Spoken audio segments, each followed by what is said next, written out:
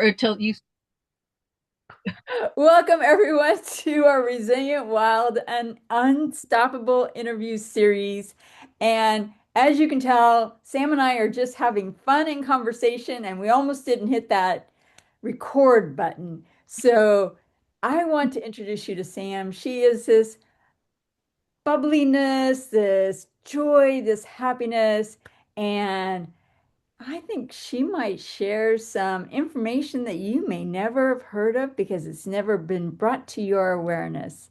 So, Sam, I would love for you to tell everyone what is it that you are really passionate about right now in sharing with the world?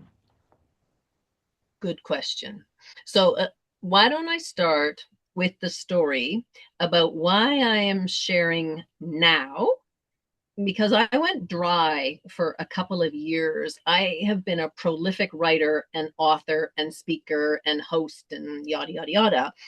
And somewhere in the middle of COVID, I was doing Zooms and I think 60 people were coming out every week, but I was working and working and working, and all of it, like life happened in a really dramatic way that I will share more. Um, Somebody very dear to us ended his life in medical assistance and dying, but the circumstances around that were worse than that. It was a Wow. 7 weeks deceit. It was really bad, really. And it was one of those moments where you just kind of go, like I surrender, like I don't even know how to surrender. I just like, and so I stopped. I just like I needed to. My big rant was at that point we were really involved in the church, and I was like, okay, God, this is stupid. Like, I need to know who you are because this is just absolute nuts. And while you're at it, I need to know who I am. That sort of started it, and because that was just so radical, and I started studying and researching, and like genuinely, life was carrying on. But you have like people have these moments and you don't necessarily realize it. um but something, when you go back, it's like, oh, that was Mhm. the time, that was the time. So that shut the faucet. Okay. And we've undergone this massive radical move following our daughter and her new family and our grandson, and following our passion, or our purpose, I suppose, as opposed to what we could see, like the box. Right here you've Mhm. got the house, we had a beautiful church that we renovated as our home, and acreage, and it was good, it was nice, everything was in its place. And Mhm. now everything is in sea cans and portable shelters, and it's not in its place. It's very topsy-turvy, and most people think when you're this age that you are retiring, you're downsizing. It's like, no, we still have life to live. But that in between season, Cat, where we've got a vision, we have the property, but there's a lot of waiting, there's a lot of trying to piece things together along the way, stuff that you can't see, even though you still know in your heart Mhm. what's important and what your priority is. There's a ton, it's exhausting. It really is. And it doesn't have to be something major and radical like we're doing. It could be just a fitness regime Right. or relationships or work, just something. You've got something here, but then you've got this life, this lived reality. So at Christmas, you asked me what do I want to share. So at Christmas Eve, I have a beautiful, great relationship with my husband. I have a beautiful daughter. I have a brand new grandson. The family stuff is great. We have this beautiful property, this great dream vision. But I'm tired of that in between. And so, as I was sharing with you earlier, on Christmas Eve, I was like, I can't live like this. I won't live like this, and I hate my life. But it was real, like sometimes it's Mhm. tangible, right? You can just feel that heaviness, and it was like Absolutely. coming in. And so I went to bed with a, like a bad vibe. And Christmas morning was coming up, and I tossed and turned between 3 and 5. at 5 o'clock, I got out of bed. I grabbed, put on a big coat and my journal, and I was like, okay, get it together, woman. You got to figure this out. And by 7 o'clock in the morning, I had realized that I've been working with these concepts of prosperity seeds since 2002, and something landed. And yeah, I know it's crazy, eh? Because it's actually really simple. That it's easy to not put too much. You can like push them aside. It's like, okay, yeah, I got that. I got that. But something landed. And by 7 o'clock, when I went back to bed, I for the first time, I felt whole and aligned, and like my voice was like, okay, it's time to share and to help people become aware of how we have been conditioned to think and to live within this construct of finance. And that is my background, was finance, corporate stuff, right? So we've been conditioned to think in terms of the making decisions based on our current lived reality Mm-hmm. instead of what we know in our hearts. Mm-hmm. And sometimes they get mixed up because your heart is often in the process of kind of denying or justifying or rationalizing based on, okay, I've got this much money, or I can do this by myself. That means this particular dream or goal or vision is realistic. Mm-hmm. What we've just undertook is not realistic. Right. There's no way, it was 9 trips across the mountains because we had overgrown fields that we had to clear. You couldn't hire movers and say, pack up this 5,000 square foot building and all these outbuildings and deliver it somewhere. There was no place to deliver it to. So that was not realistic. But here we are. Oh, and of course we arrived in the rain, and there's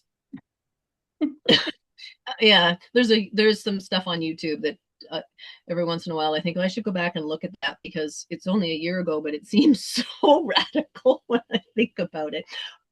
But we have been conditioned to speak, to think about what is possible based on what we can see, which is based on our current lived reality. And yet even the word prosperity conjures up something that has financial connotations, and Mm-hmm. yet prosperity, the word, the flow, the vibration, the frequency, the original meaning of it is so much more. Like the word abundance is a portion of prosperity because it's overflow, and Mm-hmm. it's flow. It's in the flow as opposed to finances, which really are limited, right? The financial world we live in is just somebody decreed, okay, this has got value. Right. Want, right? Language. And so, anyways, you asked me what is So the message? Yeah. yeah. So it's really now that you've discovered this, now that you feel whole, now that prosperity seeds have, it's almost as if you've given it purpose again. Mm-hmm. Where do you go from here with that? Good question. So I that's exactly what people sometimes get stuck with. So what happens is we tend to look at, we get an idea, and then it's like, okay, now we got to go strategy, right? Okay, what do we do? Well, the whole concept of prosperity seeds is becoming aware of how we think, Mm-hmm. how we process. And that becomes the foundation before the strategy, before the how to, even before, because a manifestation is a strategy, for example, right? So Mm-hmm. you have to sit with it, you have to become aware of it. How are things filtered through your mind? And what is this asking you to do? Mm-hmm. And asking you to be is probably the better way to say that, right? Who do you need to be what with this information? And so where do you start is, like you said, the awareness.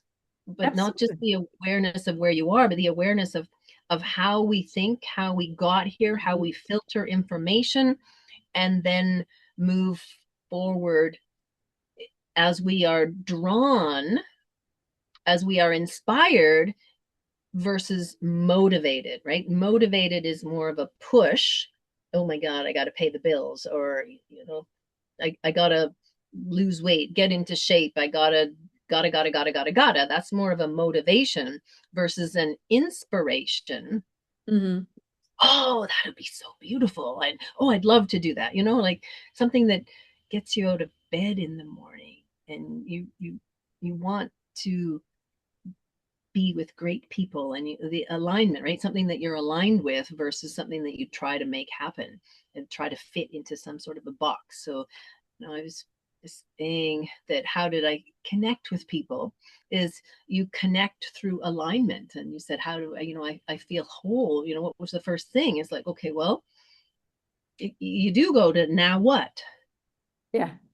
And the tendency is to like, okay, let's go do something.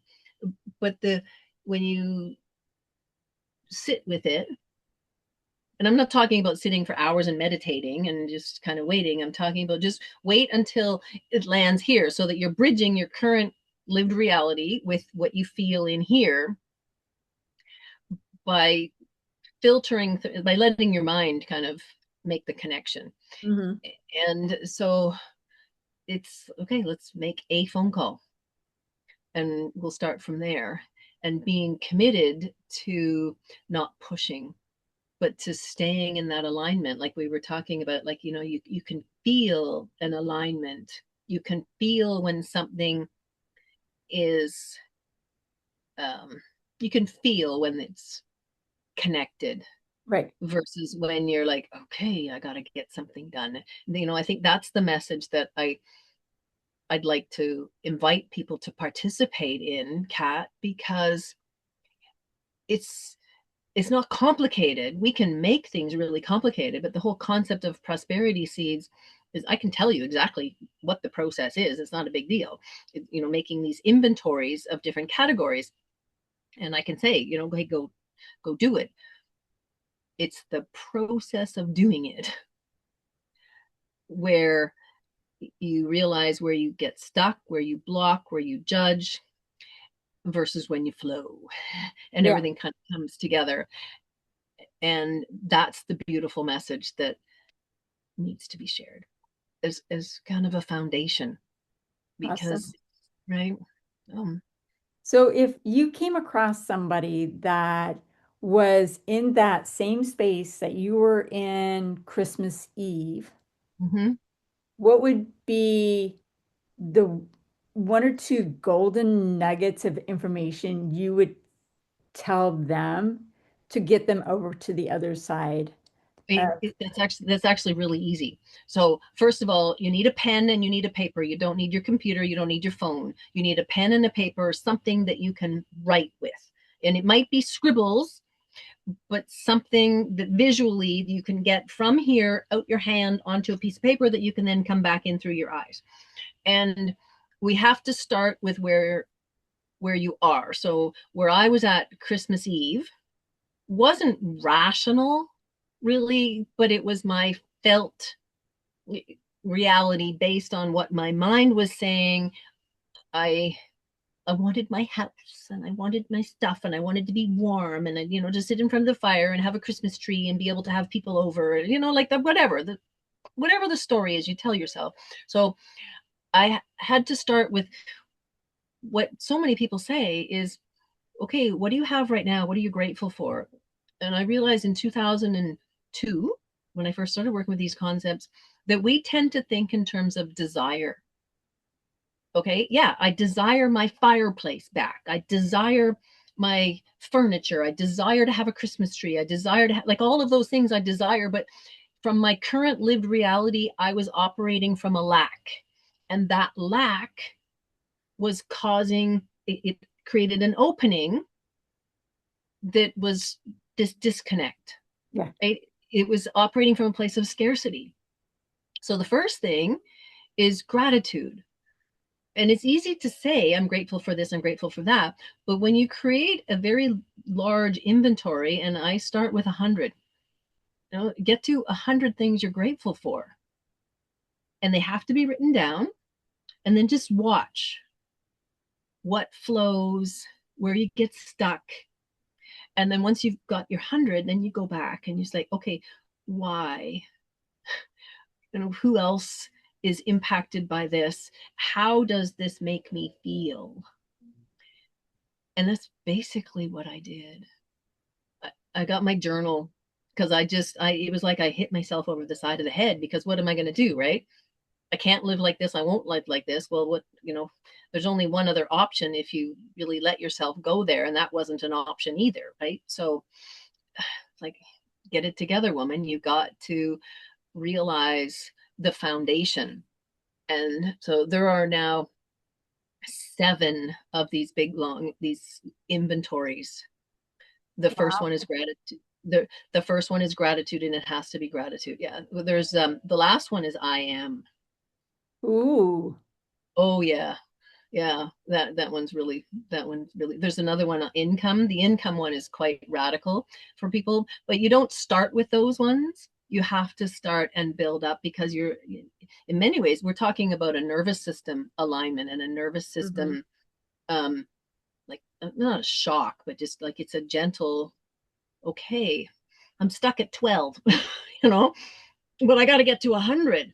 So walk away from it and then come back and watch how your mind functions. It's a really simple but fascinating process. And so I know that there are people that are just walking around going through the motions of life. Yeah. There's a lot of people that are going through the motions of life. And fair enough. There's a lot going on in the world right now as we transition into like whole new financial systems, and we feel it, right? The Yeah. energies are changing. We all feel it, whether you can articulate it or not.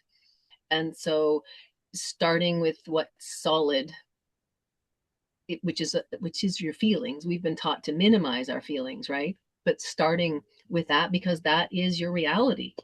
Hmm. Yeah, you can look at things on paper, you can look around you, but really it's how do you perceive that? The same two people can be living the same experience and feel them differently. Yeah. And I know we need to bring this interview to a close sooner than I would love, because I feel like I can talk to you for hours. We'll talk again.